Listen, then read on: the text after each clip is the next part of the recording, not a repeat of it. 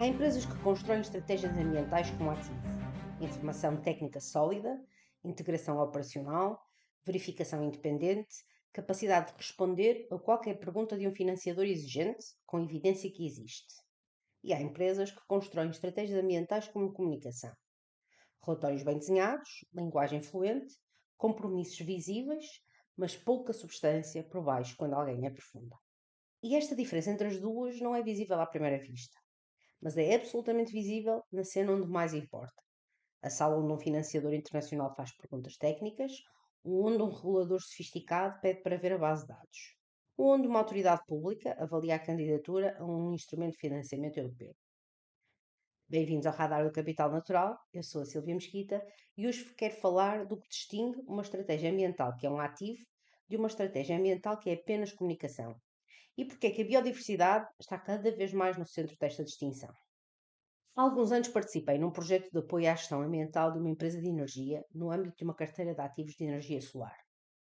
O contexto era de uma empresa a desenvolver ativos de longa duração, parques solares com horizontes de 20 a 30 anos, que precisavam de garantir que a gestão ambiental desses ativos era consistente com os seus critérios de ESG e dos financiadores. O que ficou claro nesse trabalho foi que as questões mais difíceis não eram as questões técnicas, eram as questões do sistema. Como é que a informação ambiental recolhida no terreno chega de forma estruturada às pessoas que tomam decisões financeiras? Como é que os compromissos ESG declarados ao nível corporativo se traduzem em práticas verificáveis ao nível do projeto individual? Como é que se demonstra a um financiador externo, com os seus próprios critérios de avaliação, que aquilo que se diz é aquilo que se faz? Estas são perguntas de governança e são exatamente as perguntas que separam uma estratégia que é ativa, pode ser auditada, pode ser desbloqueia acesso a capital, que protege a recuperação em momentos de escrutínio, de uma estratégia que é apenas uma apresentação.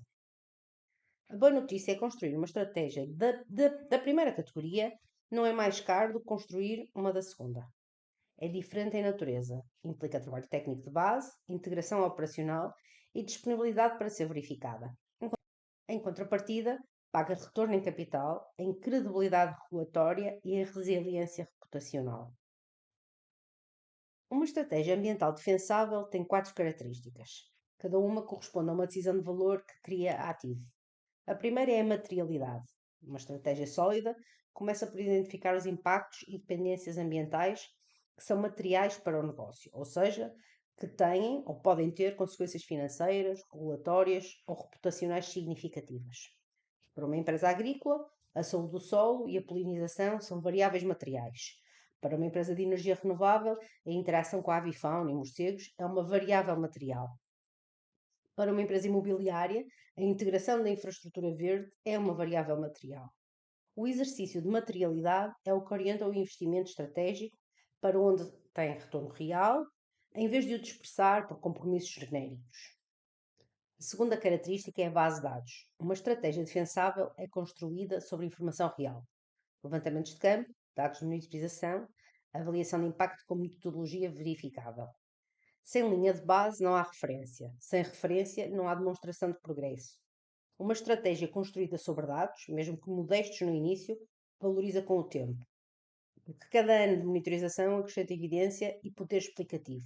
É um ativo que cresce. A terceira característica é a integração operacional. Uma estratégia ambiental que existe apenas no relatório de sustentabilidade, mas não está incorporada nas especificações de contratos com subcontratados, nos critérios de avaliação de fornecedores e nos processos de gestão de projeto, fica sem tradução prática. A integração operacional é o que torna os compromissos auditáveis, e auditável é o que torna a estratégia útil para o financiador externo ou para uma entidade pública avaliadora.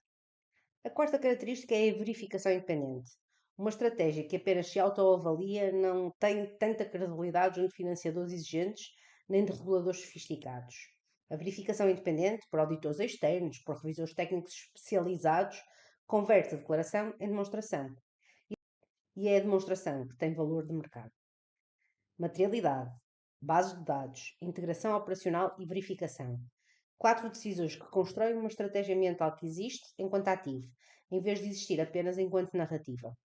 A minha experiência com financiadores internacionais dá uma perspectiva específica sobre o que estes atores procuram quando avaliam a componente ambiental de um projeto. Os mesmos critérios são cada vez mais adotados também por entidades públicas de financiamento e por autoridades de gestão de fundos europeus. O primeiro filtro é a conformidade regulatória. Tem as licenças necessárias, os estudos foram aprovados, há processos pendentes. Este é o mínimo e está longe de ser suficiente. O segundo filtro é a qualidade do processo. Como foi feita a avaliação ambiental? Com que metodologias? Em que época do ano? Com que nível de independência técnica? Os financiadores sofisticados sabem ler a diferença entre um EIA robusto e um EIA de conformidade e pedem para ver os relatórios de campo, não apenas o documento final. O terceiro filtro é a gestão adaptativa. Como é que o projeto vai gerir situações que não foram antecipadas? Há planos de contingência ambiental? Os contratos com empreiteiros incluem especificações ambientais verificáveis? Existe um responsável ambiental com autoridade real durante a construção? O quarto filtro, cada vez mais determinante, é o alinhamento com os frameworks internacionais. Os Performance Standards da Banca de Desenvolvimento, os princípios do Equador, TNFD. Os financiadores que adotam estas frameworks fazem perguntas que vão muito além do cumprimento da legislação local. E a biodiversidade está hoje explicitamente no centro destas perguntas. Construir uma estratégia ambiental defensável não é mais caro do que construir uma estratégia de comunicação. Exige mais trabalho técnico de base, mais integração operacional e mais disponibilidade para ser verificada. Mas o retorno em acesso a capital, em credibilidade regulatória e em resiliência reputacional, em valor de longo prazo dos ativos sob gestão, é substancial e crescente. A diferença entre estas duas estratégias é, no fim, a diferença entre construir um ativo e construir uma apresentação. No próximo episódio, o 12º e último desta temporada, vou fazer um balanço diferente. Não um balanço de conceitos, mas um balanço pessoal. O que mudou em 20 anos no terreno, como a biodiversidade passou de custo administrativo a ativo estratégico e o que ainda está por mudar. Obrigada por ouvir. Até à próxima semana.